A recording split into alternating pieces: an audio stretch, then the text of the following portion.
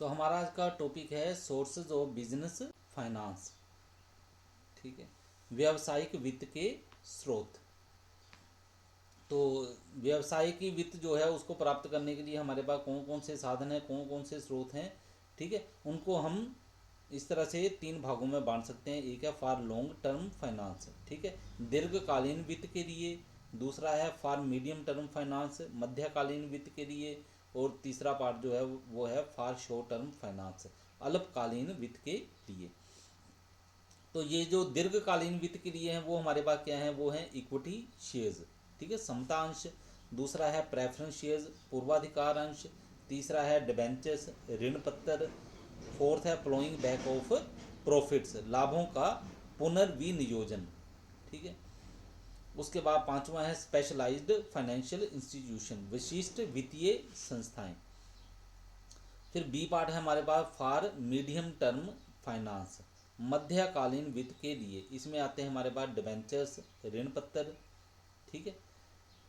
तो ऋण पत्र जो है आपने यहाँ भी पढ़ा होगा, लॉन्ग टर्म के लिए भी हैं और मध्यकालीन के लिए भी हैं, ठीक है।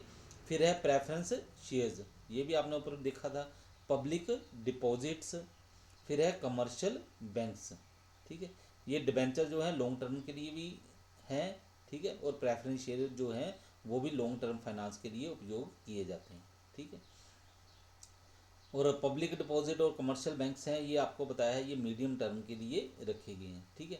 उसके बाद है फॉर शॉर्ट टर्म फाइनेंस, अल्पकालीन वित्त के लिए। अल्पकालीन वित्त के लिए कमर्शियल बैंक्स हैं, ठीक है, ये मध्यकालीन वित्त के लिए भी हैं और अल्पकालीन वित्त के लिए भी हैं। फिर उसके बाद है ट्रेड क्रेडिट, और तीसरा है हमारे पास इंटर कॉर्पोरेट डिपॉजिट, अंतः कंपनी जमाएं, ठीक है। तो ये जो हमारा सिलेबस है, हमारे सिलेबस में सिर्फ ये तीन आइटमें आती हैं, ठीक है, वो है इक्विटी शेयर्स, प्रेफरेंस शेयर्स और डिबेंचर्स, ठीक है। तो इक्विटी शेयर्स के बारे में पहले बता देते हैं। इक्विटी शेयर क्या होते हैं, इनका अभिप्राय उन अंशों से है जो वार्षिक लाभ अंश के भुगतान व समापन के समय पूंजी की वापसी में किसी तरह की पहल या अधिकार नहीं रखते, ठीक है। तो अंश होते क्या है, पहले अंश का मतलब क्या है, अंश का मतलब है कंपनी की जो पूंजी है उसके छोटे छोटे हिस्से, जो सबसे छोटा हिस्सा होता है उसी को बोला जाता है पूंजी। और जो व्यक्ति इन अंशों को खरीदते हैं, ठीक है, इन शेयर्स को खरीदते हैं, ठीक है, उनको बोला जाता है अंशधारी। तो अंशधारी जो है वो जो आपके सिलेबस के हिसाब से हैं वो दो हैं, इक्विटी शेयर्स और प्रेफरेंस शेयर, यानी कि समता अंशधारी और प्राथमिक अंशधारी।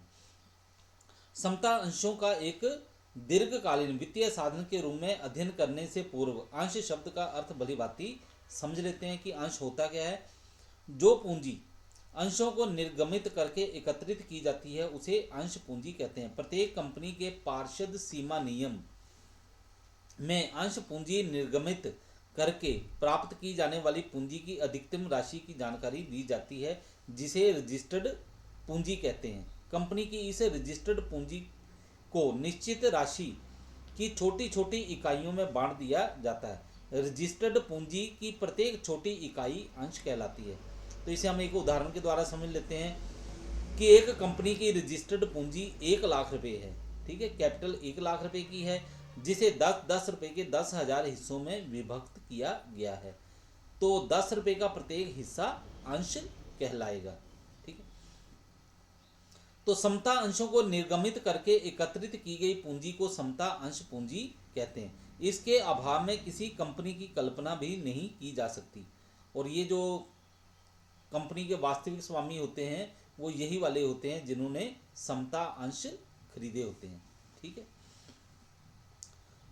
तो इसके बाद है हमारे पास प्रेफरेंस शेयर्स, ठीक है, प्राथमिक अंश, ठीक है, या पूर्वाधिकार अंश।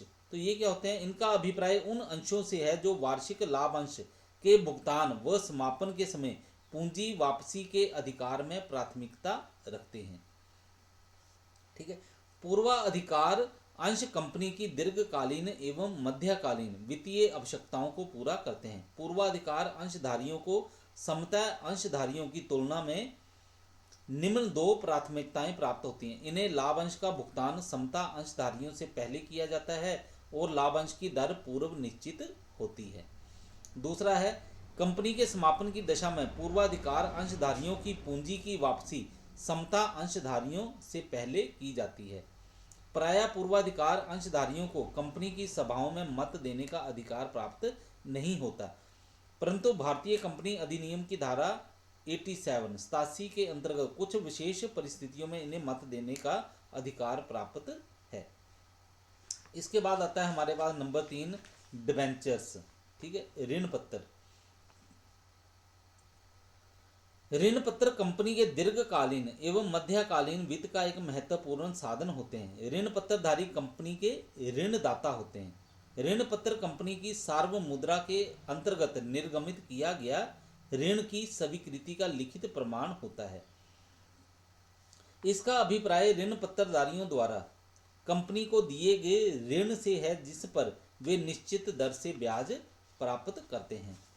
इस प्रकार ऋण पत्र कंपनी की सार्वभौम मुद्रा के अधीन जारी किया गया एक ऐसा प्रपत्र है जो ऋण की प्राप्ति की स्वीकृति तथा उन शर्तों का वर्णन करता है जिनके अधीन ऋण लिया गया है। ये शर्तें ब्याज की दर, प्राप्त ऋण की वापसी की अवधि एवं बंधक रखी गई संपत्तियों के संबंध में होती है।